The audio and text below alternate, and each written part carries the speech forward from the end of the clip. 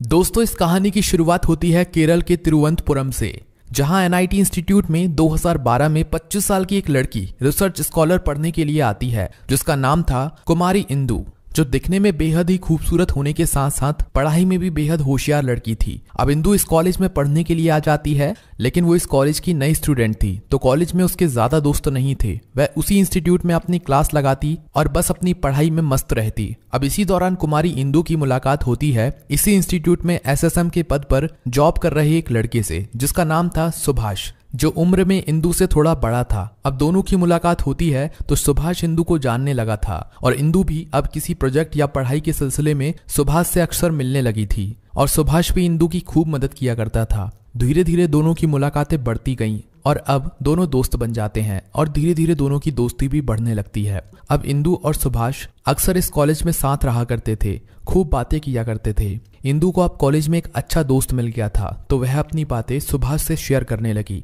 बढ़ती मुलाकातें, कॉलेज में साथ साथ रहना, साथ घूमना दोनों को बेहद ही अच्छा लगने लगा और इन दोनों को पता ही नहीं चला कि कब यह दोनों आपस में प्यार करने लगे। अब सुभाष इंदु से इतना प्यार करने लगा था कि वह इंदु को खोना नहीं चाहता था। एक दिन सुभाष और इंदु जब साथ में थे तो सुभाष इंदु को शादी के लिए प्रपोज कर देता है। इंदु भी सुभाष से प्यार करती थी, इसलिए वो सुभाष को शादी के लिए हाँ कर देती है और शायद इसी हाँ ने इस पूरी कहानी को इतना भयानक मोड़ दे दिया। दरअसल इंदु की शादी की हाँ के बाद सुभाष बेहद खुश होता है और इसी खुशी के चलते एक दिन 24 अप्रैल 2012 को सुभाष तिरुवनंतपुरम से कोझीकोड के लिए अपनी और इंदु की 2 ट्रेनों की टिकट बुक करवा देता है। और सुभाष ने इसलिए टिकट बुक करवाई थी क्योंकि वह कोझीकोड पहुंचकर इंदु के साथ शादी करना चाहता था और इसके लिए सुभाष ने पूरी तैयारी कर रखी थी। लेकिन इंदु को इस बात की भनक तक नहीं थी क्योंकि सुभाष इंदु को शादी का सरप्राइज देना चाहता था। और इसके अलावा सुभाष ने कोझीकोड से सिक्किम की भी टिकट बुक करवा रखी थी ताकि वह दोनों कोझीकोड शादी करके वहीं से सिक्किम अपने हनीमून के लिए निकल जाएं। लेकिन उसने यह बात इंदु से छिपा रखी थी और वह इंदु से बस इतना कहता है कि तुम और मैं घूमने के लिए कोझीकोड जा रहे हैं। लेकिन जिस दिन सुभाष ने टिकट बुक करवाई थी उसी दिन शाम को सुभाष के घर पहुंचते हैं इंदु के मम्मी पापा, जो सुभाष को अच्छे से जानते थे कि सुभाष इंदु का बेस्ट फ्रेंड है। अब सुभाष को उनका आना अचानक से थोड़ा अजीब लगा, लेकिन फिर भी सुभाष ने उनका अच्छे से वेलकम किया और उनकी अच्छी खातिरदारी की। अब इसके बाद उनमें आपस में बातचीत होने लगती है और बातचीत करने के दौरान ही इंदु के पापा सुभाष के घर आने का कारण बताते हुए कहते हैं कि उन्होंने इंदु की शादी कर दी है और शादी में उसका बेस्ट फ्रेंड नहीं आए, ऐसा कैसे हो सकता है। और ऐसा कहकर उन्होंने सुभाष के हाथ में इंदु की शादी का कार्ड थमा दिया और कार्ड देखते ही सुभाष के पैरों के नीचे से जमीन खिसक जाती है। वह सहम जाता है कि आखिर ऐसा कैसे हो सकता है।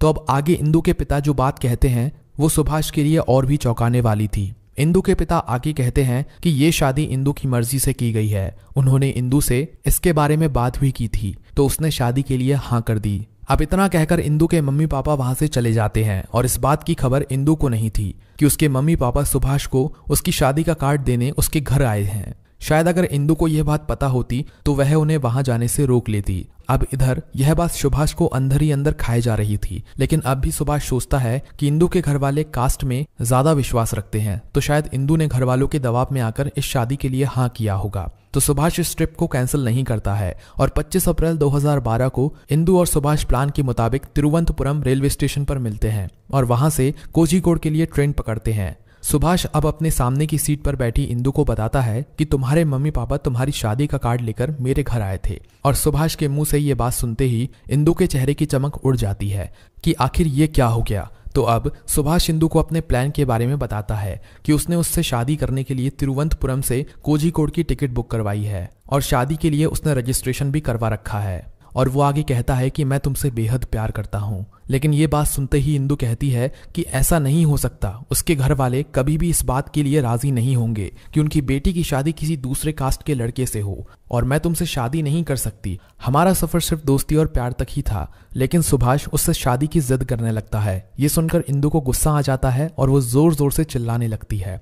और जब दोनों की बहस बढ़ जाती है तो सुभाष इंदु को कहता है कि सभी लोग उनकी बातें सुन रहे हैं तो उन्हें साइड में जाकर आराम से बात करनी चाहिए। तो अब इंदु और सुभाष उस डिब्बे के गेट के पास आ जाते हैं और बात करने लगते हैं। उस वक्त लगभग रात के 2 बज रहे थे तो वहां इन दोनों के अलावा और कोई नहीं था और इंदु उस वक्त गेट के बिल्कुल पास खड़ी थी और सुभाष जस्ट उसके सामने खड़ा था। तब सुभाष आखिरी बार इंदु से पूछता है कि क्या वह उससे शादी करेगी। तो इंदु उसे मना कर देती है। इंदु की बात सुनकर सुभाष को इतना गुस्सा आ जाता है कि जब ट्रेन प्रयाग नदी के पुल से गुजर रही थी तो सुभाष इंदु को ट्रेन से धक्का दे देता है और फिर इंदु का सर सीधे उस पुल के पाइप से टकराता है और इंदु नीचे पानी में गिर जाती है। अब सुभाष भी सहम जाता है और वह 12 किलोमीटर आगे आने वाले स्टेशन पर उतर जाता है और वापस अपने घर चला जाता है। और इधर जब इंदु के पापा सुबह इंदु को कॉल लगाते हैं तो उसका फोन स्विच ऑफ आता है। अब उन्हें भी इस बात का पता नहीं था कि कल रात इंदु सुभाष के साथ थी। फिर वो भी एक बार सुभाष से पूछते हैं, लेकिन सुभाष कहता है कि वह नहीं जानता कि इंदु कहाँ है। अब इंदु के घर वाले उसकी तलाश में लगे पड़े थे और इसी दौरान 2 दिन बीत जाते हैं और इसी बीच उन्होंने पुलिस स्टेशन में इंदु की गुमशुदगी की रिपोर्ट भी करवा दी थी। तभी उस नदी में उस पुल के किनारे मजदूर रेत निकाल रहे थे तो उन्हें एक लड़की की लाश मिलती है जिसका पीछे से सर फटा हुआ था। बाद में पता चलता है कि ये इंदु की ही डेड बॉडी थी जिसका पोस्टमार्टम कर घर वालों को सौंप दिया जाता है और पुलिस इस केस को सुसाइड बताकर रिपोर्ट बना देती है, क्योंकि पुलिस वालों को लगा कि इंदु की कुछ समय बाद शादी थी और शायद घर वाले ने इंदु पर दबाव बनाया होगा जिस कारण इंदु ने खुदकुशी कर ली। लेकिन इंदु के पापा ये कभी भी मानने के लिए तैयार नहीं थे क्योंकि यह शादी इंदु की मर्जी से हो रही थी। तो इंदु के पापा एक बार फिर उस जगह पर जाते हैं जहां इंदु की डेड बॉडी मिली थी। वहीं काम करने वाले मजदूर से इंदु के पापा पूछते हैं कि उसने उस रात क्या देखा था। तो वो मजदूर बताता है कि वो उस रात यहीं पर सो रहा था, लेकिन जैसे ही ट्रेन आई तो उसकी नींद खुल गई और उसने देखा कि ट्रेन से कोई चीज गिर रही है जो सीधा पुल से टकराई और नदी में आकर गिरी है। और उस चीज के पीछे ट्रेन के गेट के पास उसे एक व्यक्ति खड़ा हुआ दिखाई दिया। उस मजदूर की ये बात सुनते ही इंदु के पापा इस बयान को लेकर हाई कोर्ट पहुंच जाते हैं। तो उन्होंने इस केस को क्राइम ब्रांच को सौंप दिया और क्राइम ब्रांच की टीम एक बार फिर इस केस की तफ्तीश में लग जाती है। जब उन्होंने पोस्टमार्टम रिपोर्ट की बारीकी से जांच की कि इंदु के सर के पीछे चोट लगी थी, उनको शक हुआ कि अगर कोई ट्रेन से कूद रहा है तो उसे पीछे चोट कभी नहीं लग सकती, यानी कि हो सकता है कि इंदु को ट्रेन से धक्का दिया गया हो।